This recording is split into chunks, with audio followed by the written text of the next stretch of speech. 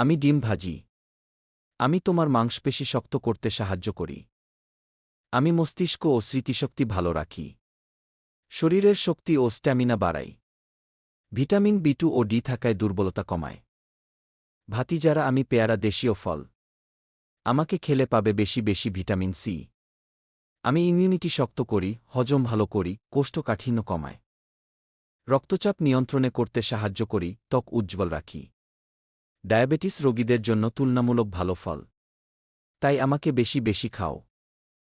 আমি রসগোল্লা এবং যদ্য আমি খেতে সুস্বাদু। আমি আপনার অনেক ক্ষতি করি। যেমন অতিরিক্ত চিনির কারণে ওজন বৃদ্ধি। রসগোল্লা ডায়াবেটিস রোগীদের জন্য ক্ষতিকর।